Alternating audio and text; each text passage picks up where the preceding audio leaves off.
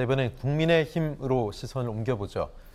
최근에 국민의힘은 한동훈 법무부 장관이 최근 부쩍 자주 소환되고 있습니다. 총선이 아직 한 1년 반 정도 남았죠. 그런데 한동훈 장관의 이름이 벌써부터 오르내리고 있습니다.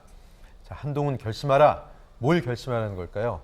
출마겠죠. 조수진 의원은 총선에서는 큰 바람을 일으킬 수 있는 사람이 필요하다. 한번 나서줬으면, 최형두 의원은 윤 대통령 거의하로 큰 국가적 과제 추진이 어려운 상황, 치어리더 같은 분이 나서서 분위기를 확 이끌어야 된다. 이렇게 얘기했습니다. 자, 일종의 러브콜인데 저런 말을 할 수는 있죠. 그런데 저런 이야기, 군불대기가 슬슬 나오면서 여론도 이제 좀 살피면서 국민들은 어떻게 생각하실까? 이런 여론조사도 이제 진행이 될 것 같습니다. 자, 김대현 평론가, 지금 한동훈 법무장관이 지금 법무장관 된 지 얼마 안 됐는데 여의도행 어떻게 보십니까? 그러니까 2027년에 다시 대선이 있습니다. 네. 그때 한동훈 대 이재명이 경쟁한다. 이런 그림을 한번 그려보면 이재명 당대표 같은 경우는 여전히 이 대장동 사건의 수렁에서 허우적대거나 벗어나지 못하는 모습으로 아마 이미지 메이킹이 돼 있을 거고, 네. 상대적으로 한동훈이라는 인물은 정의로운 어떤, 그러면서 깨끗한 이미지로 이렇게 이제 아마 각인돼서 프레임 전쟁을 하려고 들 겁니다. 예. 결과는 알 수 없습니다만, 아니면 윤석열 대통령이 좀 아쉬웠던 부분들을 보완해 줄 수 있는 대체제, 이런 이미지겠죠. 근데 이제 윤석열 대통령이 실패했다거나 아쉽다라고 하는 여론이 지배적이면 네. 이 전제는 성립하지 않습니다. 그 카드도 용납이 안 됩니까? 윤석열 정부의 성공이 베이스가 되지 않으면 한동훈의 정치적인 대비 혹은 대선까지 가는 것은 성립되지 않는다. 예. 근데 성공이나 적어도 문재인 대통령이 임기 말에 보였던 40%대의 지지율을 확보한다면, 네. 그러면 좀 가능성이 보인다는 거죠. 예. 자, 그런데 그러면 이제 한동훈과 관련된 이야기들이 왜 자꾸 나오는가? 그건 사실은 국민의힘 내부에 있습니다. 국민의힘 내부에 지금 이준석 사태로 인해서 사실 굉장히 뒤숭숭하고, 그렇죠. 정리가 안 돼 있는데, 심지어 정진석 비대위 체제가 출범했는데 이 비대위 체제가 1년을 갈지도 모른다라는 얘기가 당내에서 나오고 있어요. 네. 그 얘기는 비상적인 상황, 그러니까 정상적인 상황이지 않은 일이 그냥 계속해서 벌어지고 있는 거예요. 네, 그러다 네. 보니까 당내에 간판이 될 인물이 없다라고 하는 것에 의견이 모아지고 있고, 그래서 그 대안 인물로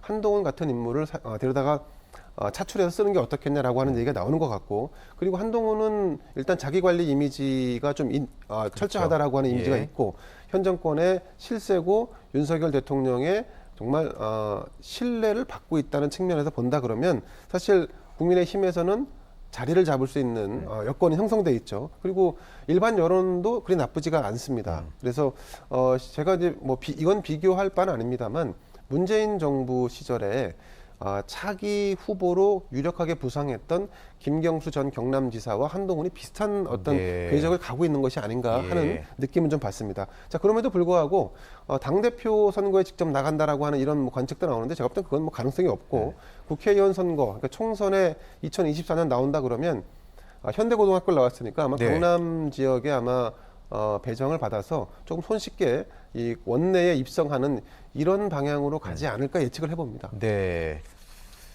그런데 이준석 전 국민의힘 대표가 이미 지난달 관련된 얘기를 한 적이 있습니다. 윤 대통령이 한동훈 장관을 자신의 대체제로 생각하는 것 같다, 이런 얘기를 했는데요. 박 교수님 동의하십니까? 꽝 대신 닭이죠. 미래 코인입니다. 아직 떡상을 안 한. 네, 그 꽝이 예. 상품성이 없어요. 예. 아니, 대통령 당선된 지 4~5개월, 시작한 지 4~5개월밖에 안 됐는데, 예. 대통령의 상품성이 없으니까 지금 닭을 찾는 겁니다. 보통 같으면은 이제 4~5개월밖에 안 된 대통령이 있으면은 그 대통령과 악수하는 사진, 같이 행동하는 사진 가지고 총선 치릅니다. 네. 그런데 상품성을 잃어버렸어요. 낮은 지지율로 인해서.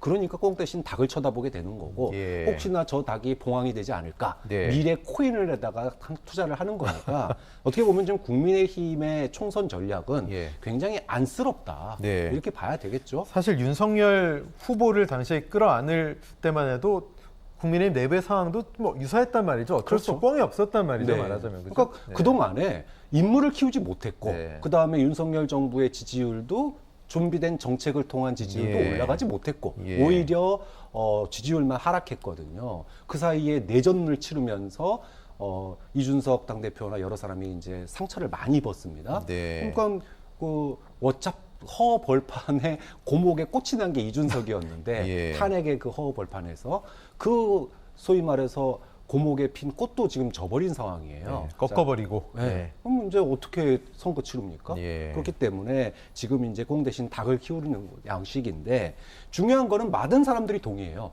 윤석열 정부와 한동훈 장관은 운명 공동체다. 예. 윤석열 정부가 성공하지 못하는데 한동훈 장관이 정치적으로 큰 자리로 갈 수 있다? 네. 그건 언감생신입니다. 예. 그런 측면에서 미래 코인이 대박 날지 쪽박 날지는 윤석열 정부가 앞으로 어떻게 되느냐에 달린 거지. 예. 지금 뭐 아무리 미래에 닭 쳐다보고 있다고 해서 그게 네. 뭐 현실적으로 총선과 향후 대선에 얼마나 영향을 미칠지는 그거는 지금으로서는 알 수 없는 일이라고 봅니다. 예. 김대현 근데 이게 평론가께서 꽝 또 대신 하실 닭이라고 하셨는데 저는 글쎄요, 뭐 누가 꽝인지 누가 닭인지는 네. 뭐 잘 모르겠습니다만. 꽝 대신 봉황일 수도 있다 뭐 이런 뜻이 그렇죠. 근데 이제 지금 보면 이제 여야 정치권을 통틀어서 예. 그러니까 정치에 대한 대망론을 키울 수 있는 여러 가지 네. 소재가 있는데 그 시작점은 언제나 신선함입니다. 그렇죠. 근데 예. 지금 여야 정치권을 통틀어서 한동훈만한 신선함을 줄 수 있는 인물이 있는가를 네. 먼저 한번 네. 고민해 볼 필요가 있고,